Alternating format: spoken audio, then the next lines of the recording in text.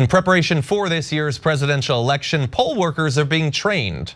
You know, they're trained every cycle, but the training is a little bit different these days.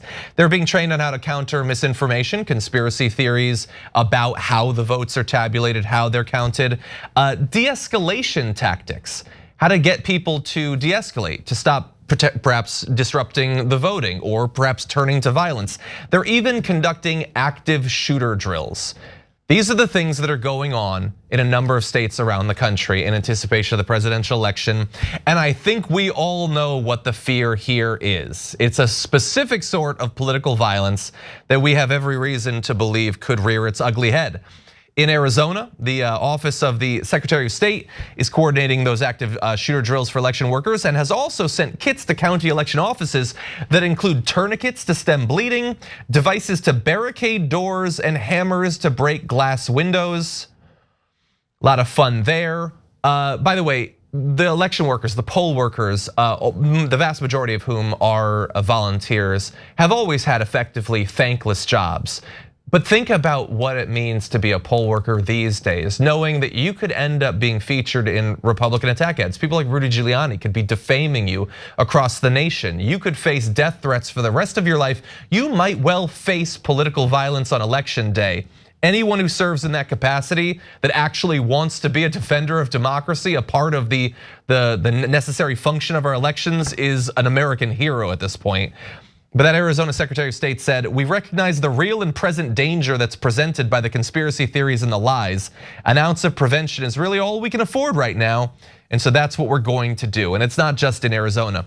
In Michigan, local election workers have been trained on how to de-escalate situations. State officials are setting up a texting program so workers can quickly contact their bosses and law enforcement if they're in danger. That's an idea that's already been implemented in Georgia. In Colorado, the executive board of the County Clerks Association sent a letter to elected officials across the state begging them to vouch for the integrity of elections and stand against, quote, dishonest actors, grifters, and bullies who deserve only our disdain and contempt. So to try to fight back against the opportunistic, partisan attempt to convince people that they should not have faith in the election system. So this is a mess of misinformation, of lies, as well as threats and possible actual violence. Mondale, I want to start with you. What do you think? In 2024 in the United States of America, students at school practice active shooter drills.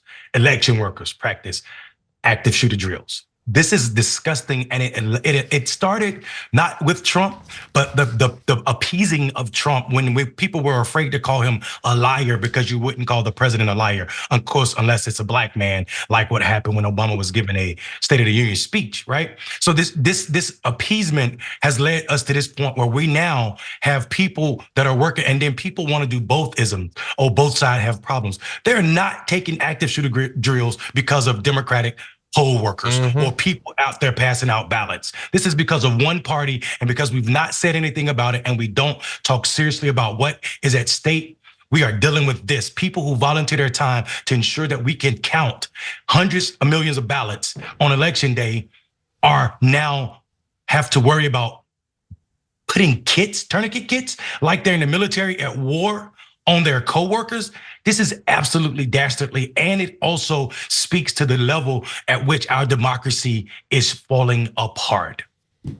Yeah, it's run amok, this whole thing. When Representative Joe Wilson said, "You lie," there were members of his own party who said, "Whoa, brother, no." In the moment, as I recall, they said this to him.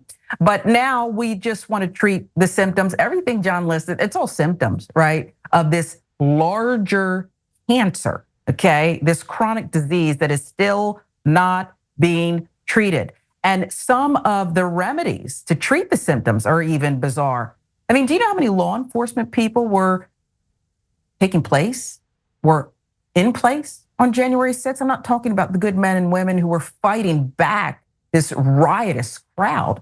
I'm talking about law enforcement members from across the country who came and they stormed the Capitol. Some were on the inside, some seem to have more than that, some have been charged. So when you tell a poll worker to, well, we're gonna have something where you can text your boss or law enforcement, I don't know. Am I wrong for saying that could make you a target?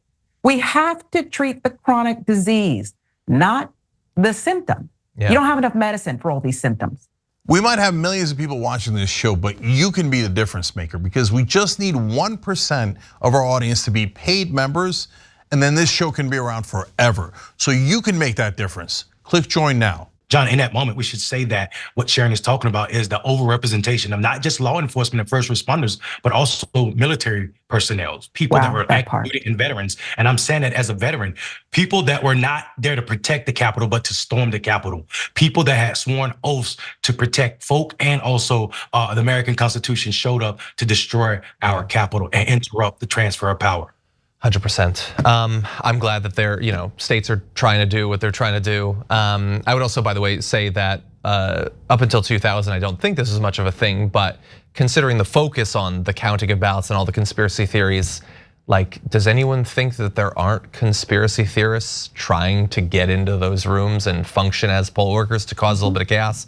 And by the way, I'm not trying to be an alarmist. I think out of step with the evidence, maybe there will be no violence. After all, there were a lot of concerns about political violence at polling sites in 2022, and largely that did not happen. So we can acknowledge when the predictions aren't accurate, but I would also point out Donald Trump was not on the ballot in 2022. And the thing is, Donald Trump could win the election, but he could also lose the election. And I don't know how it's gonna go, but one thing that I do know is there is no circumstance, no vote count, no electoral vote count, where the Trump supporters are just like, we tried and we didn't quite get it. That is not how it's gonna go. If he loses, the only question is, how far does the attempt to once again overturn the results of the will of the voters go? And at that point, buckle up, okay? And stay tuned. Thanks for watching. If you become a member, you get to watch all this ad-free, except for, of course, this ad. Still, hit the join button below.